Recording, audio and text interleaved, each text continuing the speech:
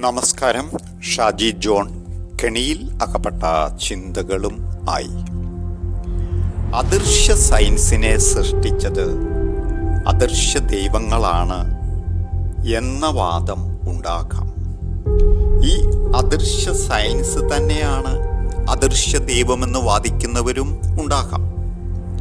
അദൃശ്യ സയൻസ് തിന്മയാകുമ്പോൾ അദൃശ്യ ദൈവം നന്മയാകുന്നു എന്നു വാദിക്കുന്നവരും ഉണ്ടാകാം.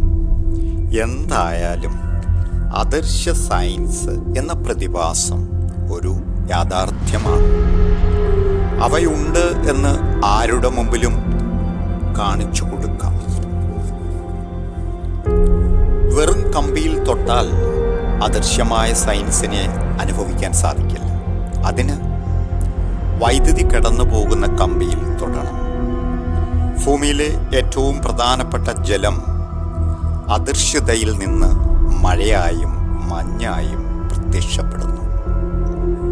നമ്മൾ ശ്വസിക്കുന്ന ഓക്സിജനും പുറത്തേക്ക് കളയുന്ന കാർബൺ ഡൈ ഓക്സൈഡും അദൃശ്യ സയൻസിൻ്റെ ഭാഗമാണ്. വാതകങ്ങളും ഗുരുത്വാകർഷണവും കാന്തിക ശക്തിയും ആറ്റങ്ങളുടെ വിഭജനവും സംയോജനവും എല്ലാം അദൃശ്യ സയൻസിൻ്റെ ഭാഗമാണ്. ചൂടും തണുപ്പും കാറ്റും എല്ലാം അദൃശ്യ സയൻസാണ്.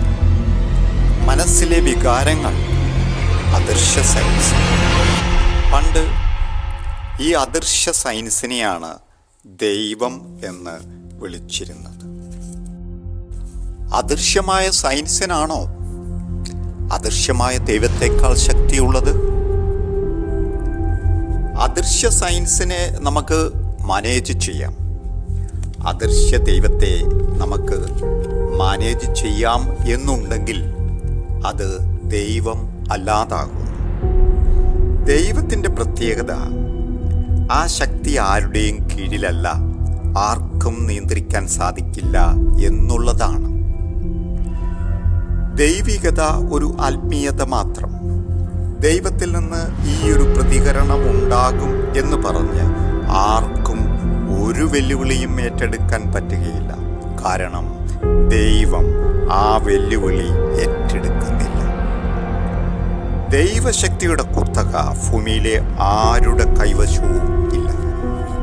നടക്കുന്നത് വാചക കസർത്തും ഗംഭീര പ്രദർശനങ്ങളും മാത്രം.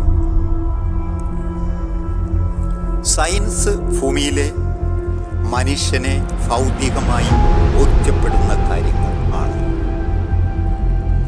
ദൈവിക ശക്തി പ്രദർശിപ്പിച്ചുകൊണ്ട് മനുഷ്യനെ ഭൗതികമായി ബോധിപ്പിക്കുന്ന തരത്തിൽ ഒന്നും സംഭവിക്കുന്നില്ല.